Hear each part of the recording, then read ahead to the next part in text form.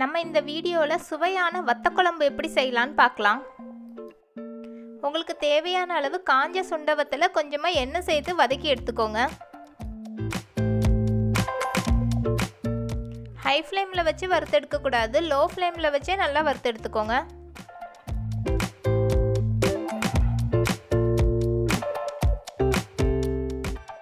இப்போ சுண்டவத்தல் நல்லா வறுபட்டுருச்சு. இப்போ ஸ்டவ் ஆஃப் பண்ணிடலாம். நல்லா ஆறுனதுக்கப்புறம் 2-3 நல்லா உடச்சி எடுத்துக்கோங்க.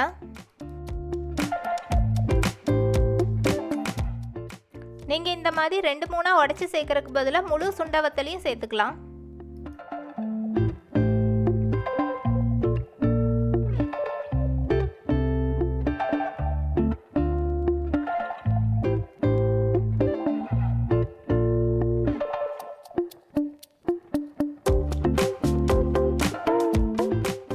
கடுகு, கருவேப்பிலை, வெந்தயம் இந்த 3 நல்லா ப்ரௌன் கலரில் ஆகிற வரைக்கும் வறுத்து எடுத்துக்கோங்க. அடுத்து கொஞ்சமாக சின்ன வெங்காயம் சேர்த்து வதக்கி எடுத்துக்கோங்க.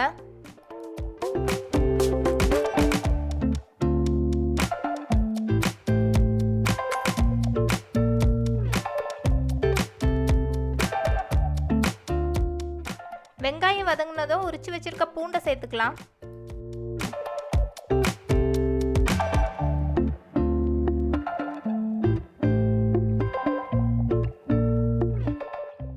உங்களுக்கு தேவையான அளவு உருளைக்கிழங்கும் முருங்கைக்காவும் சேர்த்துக்கோங்க.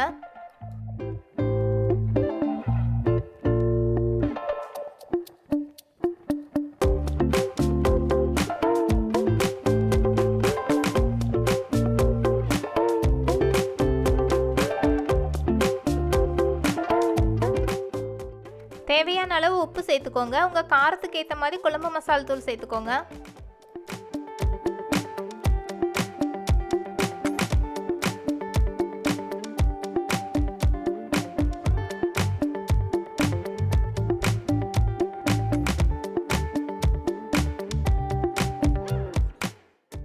மசாலா எல்லாமே நம்ம சேர்த்துருந்த காயோட செட் ஆகணும். அதனால் 15 மினிட்ஸ் லோ ஃப்ளேமில் வச்சே கிளறிக்கோங்க.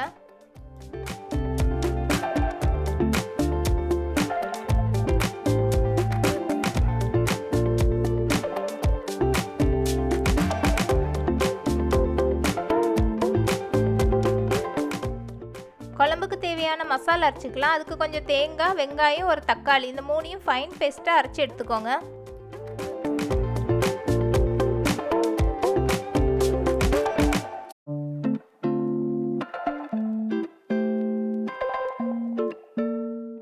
மசாலா எல்லாம் காயோட நல்லா செட் ஆகி வதங்கி வந்துருச்சு. இந்த டைமில் நம்ம வதக்கி வச்சுருந்த சுண்டைக்காய் சேர்த்துக்கலாம்.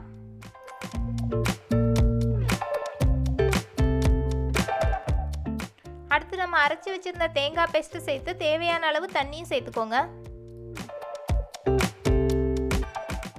உங்கள் புளிப்புக்கு தேவையான அளவு புளி தண்ணியும் சேர்த்துக்கோங்க.